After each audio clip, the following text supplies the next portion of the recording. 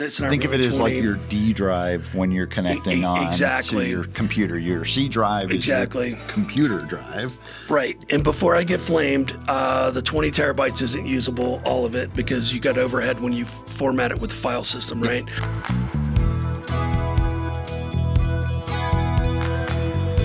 Hi, I'm Eric. I'm Mike. Welcome to the Cyber Sitrep, the Cyber Situation Report.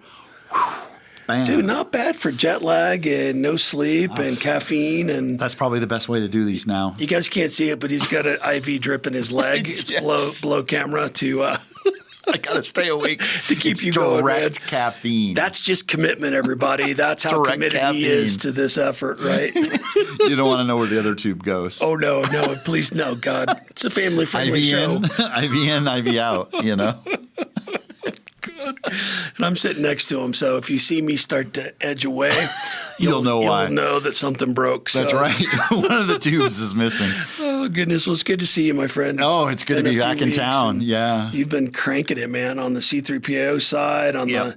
the helping people implement side. I mean, you guys are just gangbusters, which is great. Yeah, and it's that world tour season, thus the shirts, but Sure. been hitting different conferences. So That's now true. next week I'm at Black Hat, and then I'm down to Defense It's Health. time for that already. Gosh, for Yeah. DEF CON and Black Hat. Good Lord. Nate, are you going?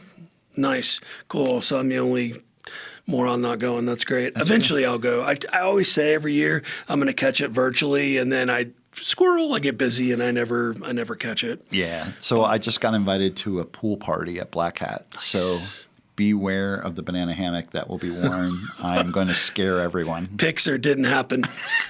Yeah, I want photographic proof, my friend. That and our concert shirt, I'm hitting the pool. Oh, that'd be a great combo. Great color contrast. Yeah, that's what I'm saying. You know, if you don't stand out, no one will remember you. That's absolutely right. And I just got to think if I can get one made that says DBH on my butt cheeks. That would be So great. That, way, you know, That would be great with the B in the middle. And Yeah. that would be awesome. I got to, you know. You have to, man. You have to. Take one for the team. Exactly. That'll be great. So, well, You can tell we've been away. we have. It's awesome. As you can tell, we're dating ourselves. It's in That's right. summer, high summer here in Colorado Springs. That's right. It's been A little warm. Traditionally dry, hot, but it's been wet, hot lately because of all the monsoon Yep. weather we've had coming in. So we've been miserable, everybody. My gosh. Yeah. We're thankful for the precipitation, but goodness, wow. So, Mike, I had to.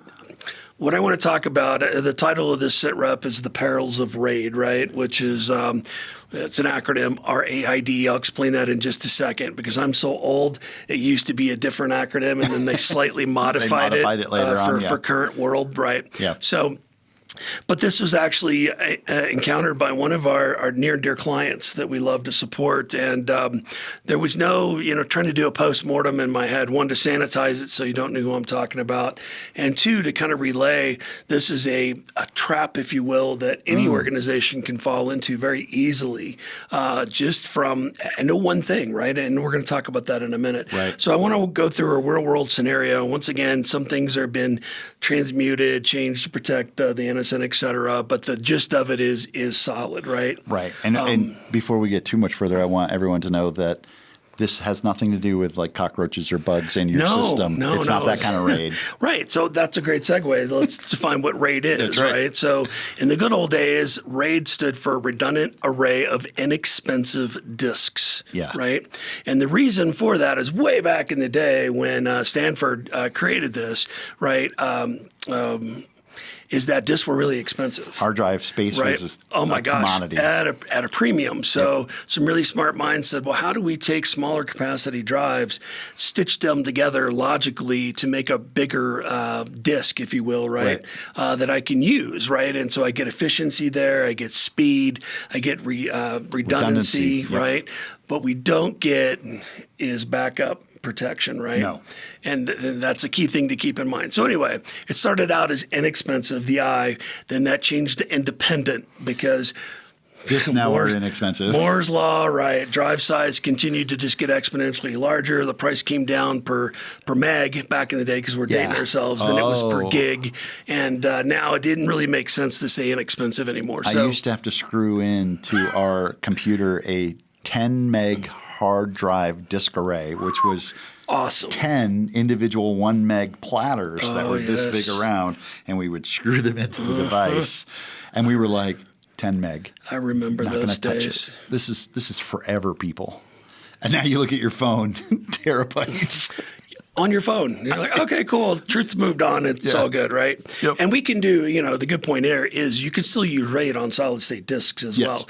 But it came from the old spinning, super clunky, slow drives to try and speed things up and give us increased performance and protection, right? So basically the idea is we have multiple disks that we put together in some kind of arrangement to create a larger storage pool for systems to use. And once again, if you want this, go read the RAID primer. I'm throwing terms around kind of loosely. I say storage pool. Some people call it volume. I don't want to get into all those semantics, right? So you've got the base pool that you build, right? With Think of it as, I always think of it as 5, right? Like usually there were 5 disks in an array, and so you would say, hey, instead of having 5 1 meg disks, we have a 5 meg disk because there's 5 1 meg disks. Mike, it's almost like you read, and he didn't, because I put this one together, right? Because he was on flight. But it's a great segue into the different types of RAID that we have. Right.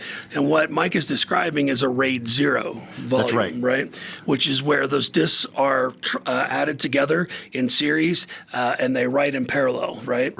So you get maximum performance out of that. You get no data protection at all, no redundancy, right? It's all or nothing, right? That's right. But there are some environments where RAID 0 makes great sense. So like if you're using it for scratch space, for video editing, for instance, anywhere where you need maximum throughput and you're not worried about the integrity or the safety of the data, RAID 0 is your jam, right? That's right. And especially if you put like SSDs in RAID 0.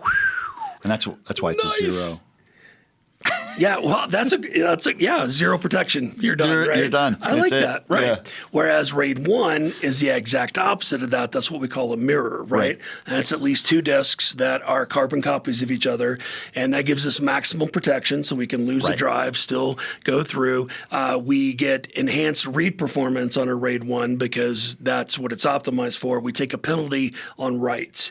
So once again, RAID 1 is our ideal solution for if your integrity of your data protection, redundancy is the most important, then RAID 1's your jam, right? Now, once again, these were the original levels. And then we had RAID 5, which is distributed parity, right? Which is where those same 5 drives, let's say, right? Let's say they're 5 meg, right? Or let's just say 5 terabytes. We'll get modern. We'll get modern. It'll come out of the Stone Age, right? That's right. So you got those 5 drives. Well, in RAID 5, a drive's worth of data is used to distribute parity amongst all 5 of those disks, right? So the theory is that, well, it's not a theory, it works very, very well, is that you can lose one drive and that the controller, the RAID controller, can rebuild the parity on the fly from the remaining 4 drives to keep you in the fight, right? So the contrast here is RAID 0, you get, if it's 5 terabytes a drive times 5, that's 25 terabytes usable. If you have a RAID 1 mirror of 2 5 terabyte drives, that's only 5 terabytes usable, right? And if you're using a RAID 5, it's 20 terabytes because you're using one of the drives, which is 5 terabytes. So you subtract that from 25, you get 20 terabytes of usable space, right? And a lot of controllers, as it turns out, once again, you could geek out on this. The reason why RAID 5 is so popular is because it uses an XOR command, which it turns out FPGAs are really good at doing. And so we get really good RAID 5 performance with minimal hardware support because it's just a mathematical function that's easy to use. So you can look that up later. Just trust me on that. And the whole point was like when you talk about the losing the one drive, you just remove the drive that died, popped in a new drive, and it will rewrite all the data in the background. Right. And so you just don't know you've lost anything. Exactly. Now, in the old days, you wouldn't notice a hit. It would slow down a little bit because it's in degraded mode while it's trying to rebuild that volume with that disk. But you can still get things done. Your data's still there. You can still fight. You can still get your mission done, right? Which is great. Then they said, if one spare drive of parity is good, then 2 would be even better, right? So now that's RAID 6, right? And you'll see most modern installs I've seen go with RAID 6 by default, right? So in that scenario, scenario, if we have the five terabyte disks, 2 of those would 2 drives worth, right? Not 2 drives themselves. Remember that parity is distributed among all the drives. Right. Then that would give us 15 terabytes of usable space. So we get a little bit more redundancy, a second driver of redundancy, which, as we're going to talk about in the scenario, I swear we're going somewhere with this, makes a huge difference, right? For safety. Thank God this organization has a RAID 6. And then finally, if you've got the money and you need speed and security, well, not security, redundancy, right? Yep. Got to get that term out of my head. We have RAID 10, right? Or in the old days, we used to call it RAID 1 plus 0, but now it's just RAID 10, right? And that is a striped mirror. I was going to say 1 plus 10. No, 1 plus 0 is actually 2 in binary. So exactly. Look at you. I'm just saying. No, it's not. 1 plus 0 is still 1. Oh, yeah. Because 0 is 0. Trick question. I'll blame the jet lag and the IV that he's got going on there. So. Exactly. But the point is that you have 2 mirrored RAID 1 volumes, and then those are striped across those 2 mirrors. So you get the best of both worlds, right? You get good read, you get good write, you get, once again, you get protection, redundancy of at least one drive going bad, you can still fight through, right? That's right. And again, it was just based on the fact that drives were expensive back in the day. And this was a way to provide you some redundancy without having to back up to another hard drive. And the other reason for it, too, I mean, that's definitely the main reason. But the secondary reason is you can only cram so many disks in a system, right? So if you needed to build larger storage arrays, that was the only way you were going to do it, was with RAID, right? With specialized cabinets, with racks of drives that had a big, huge RAID controller in the back end, controlling all those. That's right. I mean, anyway, fascinating. It's right now you get at home with a NAS backup that's Wi-Fi.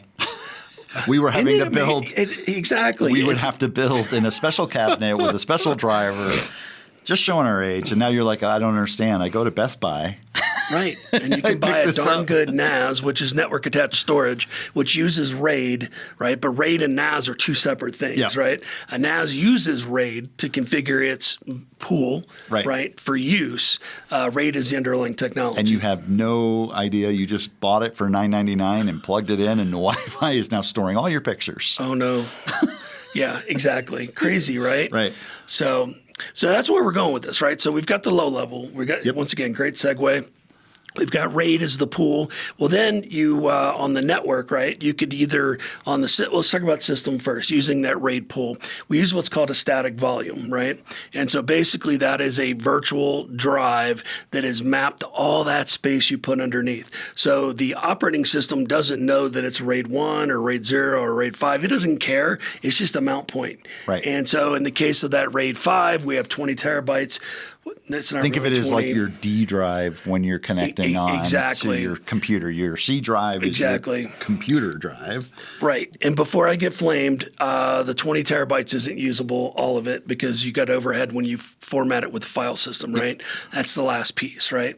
So the mount point is raw, 20 terabytes. By the time it's formatted, you lose, about 10%? So just work with us here on this, right? It's still a lot of space, right, that you have available. So that's at the system level. We can also take that same concept and do that on the network attached storage as well. So it's just one big volume. That's it, right? So the benefit of that is that reserves the full capacity of that volume for your use. The bad news is it doesn't support any of our advanced cool stuff that we use with NASs, like snapshotting, write once, read many, worm, immutable storage. All that stuff is more advanced. So a static volume won't really get us there, right? So instead, we have what's called a thick volume, right? Which is the same thing. We do have that same thing. We have that full pool available, but now we can do those advanced features, that snapshotting, the worm, right? Once again, write once, read many. I have to think about it every time. We can. It's I'm the just best imagining of both worlds, you doing right? this. Slithering through, right? I'm the worm. Exactly. Which is great, but the problem with that is you're using all that space. It's already pre-committed, it's pre-allocated, right? And that works for some scenarios. But what a lot of companies do, especially the one I'm talking about, is we set it up as thin volume provisioning, right? And so a thin volume is Let's, for instance, say you want to create a 5 terabyte volume, but you only have 1 terabyte of data. So it's going to think it has 5 terabyte, but it's only using 1 terabyte. Right. So the rest of all that space is available to the pool for other volumes to use, for snapshots. So it's really a cool technology if you keep track of it, because it uses what we call over provisioning. And that's where it thinks it has 5, you're only using up to 1. And so you could over provision multiple volumes to where you exceed the physical capacity Of the actual of drive. the pool, right, if you're not careful. And so because of that too, I also talk the processor load, right, to manage all these. Thin volume is the coolest, but of course it has the highest overhead for that controller to keep track of, right? So on a good day, right? So now I think we've set up the perfect storm here, right? So we've got RAID 6, that was built literally like 7-8 years ago. It's in a RAID 6 environment. I believe they were 10 terabyte drives. So what is that? 48 terabytes effective usable if we're talking 8 drives. So is that right? 60 terabytes. So around 54 and change usable, right? And so this was way back in the day when this company was starting out, and they literally had maybe half dozen employees or so. Right. And they were using it for a lot of their code development, right? So think GitLab, things like that, and you'll see where we're at. And they use thin volumes, right? Because they're like, oh, these instances will be small. Well, the progress of time, right? So more and more people have come on. They're close to a 100-person company now.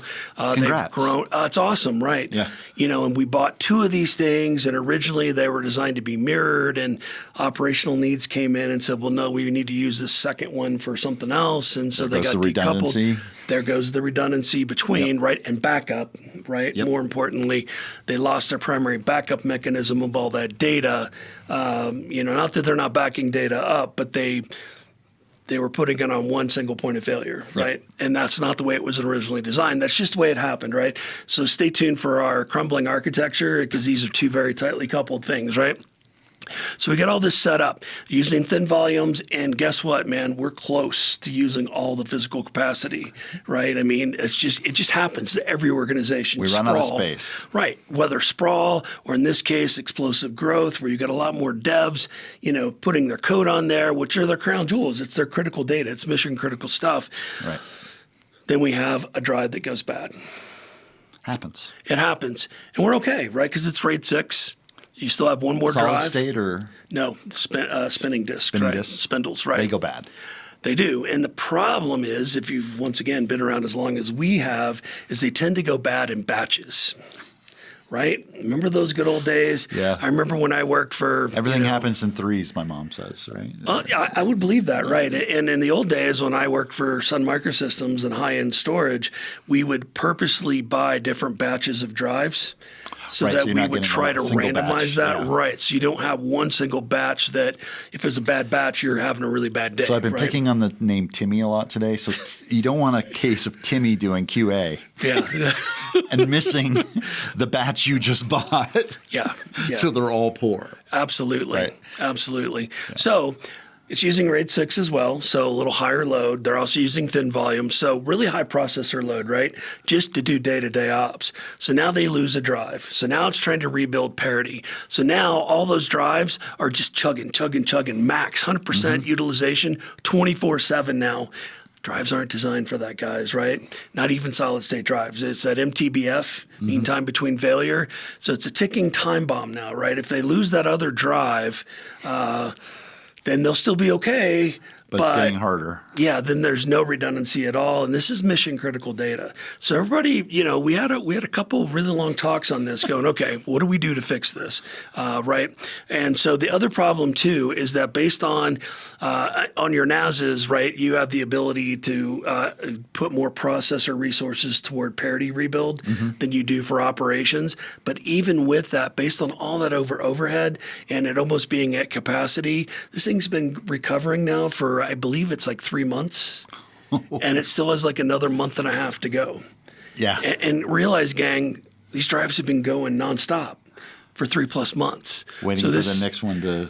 The other foot to drop, right? Yeah. You're like, oh my God. I didn't want to say it out loud. Right. So point is, is that, this was a great design back in the good old days.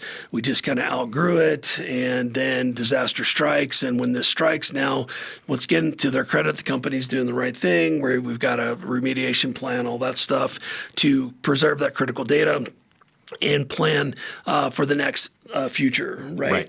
But from, steady state to almost being in a really bad spot with the crown jewels of your data can happen to anybody, right? Really thinking, quickly.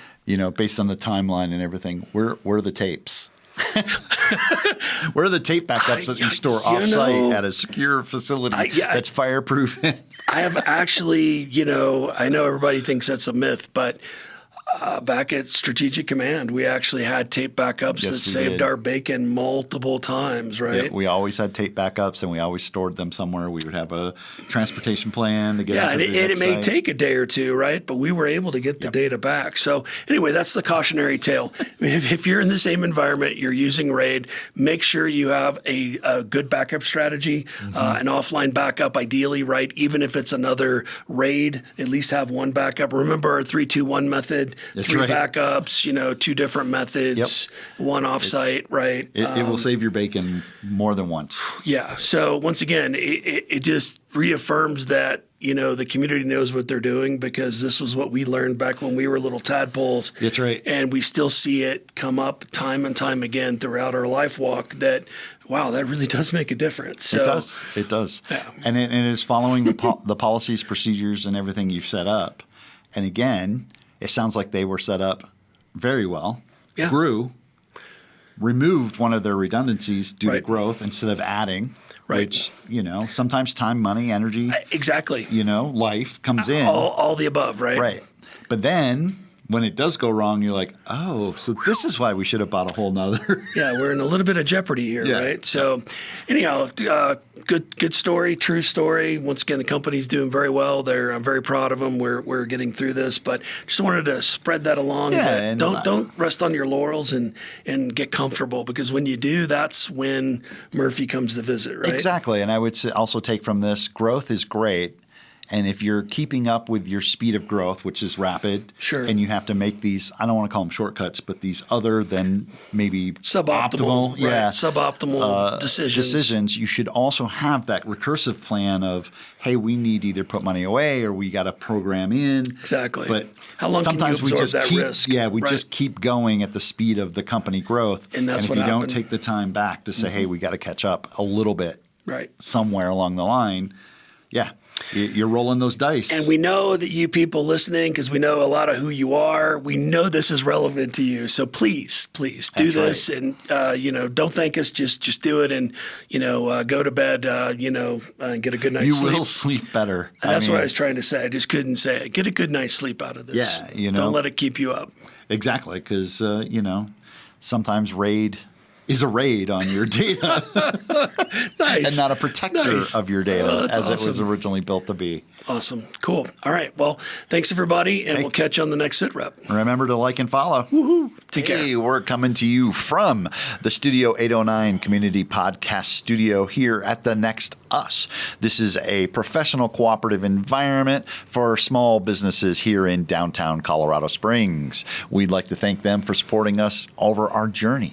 Yeah, it's been a minute or two. Yes. Thank you guys for your continued support. Thank you.